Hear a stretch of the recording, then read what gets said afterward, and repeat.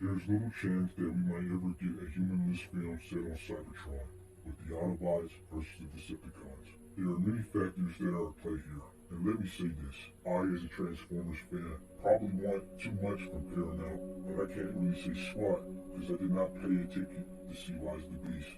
But the fans desire a film that is without the humans, more about the robots. And these movies should have to be given more context about the human characters. That gets very old. Nobody in 2007 went to see Transformers for a boy getting a new car as a coming of age story. Nobody went to see Revenge of the Fallen because we wanted to see a guy go to college. Nobody saw Dark of the Moon to see Sam get a job and propose to his love interest. Nobody saw Age of Extinction to see a man struggle so that he could pay for his daughter's tuition. Nobody saw The Last Night to see a man take up the mantle of what should be given to a Transformer. Now, that's just the worst of the worst. The movie isn't about the coming of age story of a girl, it is about the robot. We should be done with all that. But yet again, we must be given more context on another new human character. I believe most people want to see how these robots fare in environments without the humans and their sort of input. I know it can be done because I've seen it in other media. I played the video games, worked for Cybertron, all the Cybertron, so I know it can work. It can definitely work. The main issue of these films is that they are expensive, and they must come through the corporate decision making. So at this point, many people have a lot of demands that Paramount don't really want to feel. So here's some reasons why we might not get that Cybertron film in a long time or ever. Number one, and I kind of already said it, but this film will be expensive. To me, it seemed like Rise of the Beast looked less expensive than something like The Last Night, but it costs around $210 million to make. And you also have to add the marketing budget and the ticket sales, and whatever else must be factored in. Rise of the Beast made $429 million, almost $430 million. Even though it made its amount to basically break even, that was just only to its budget.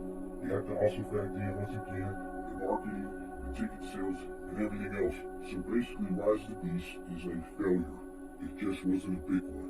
And that is enough for Paramount to think otherwise. They're making a film that will mostly or entirely be CGI, especially if you want the Transformers and the environment to be realistic. That will cost a lot of money. And hey, that's a strong gambit. If you present something that people are willing to see, maybe they will give it a chance that, okay, this is definitely going to be something I would want to see. But now, the gambit is much greater. And that's why I feel like Rise of the Beast direction should have been the way it was handled. Yes, have more action, but also have something with a little bit more of a different flavor. Because having Turcons isn't really different. They transform into vehicles, they're no different from Decepticons. The only difference that they serve Unicron, and that's it. They're not that different.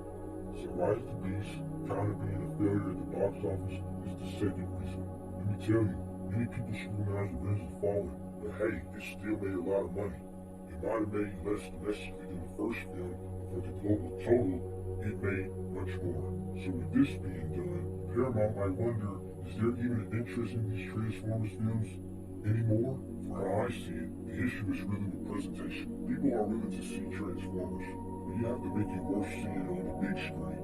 Today, 2023, because somebody can just simply wait until it comes on streaming to see it. So yes, presentation matters. So that is up to Paramount to accomplish. The film was decent, but it was average. So average, very average, that if there was a film to become the actual word itself, Rise of the Beast would be the perfect candidate. It was inoffensive, but it was not so spectacular. A deleted scene should not be the best part of the movie, and I believe that deleted scene is what the movie should have been coming from. Now Paramount is looking at this through a different lens.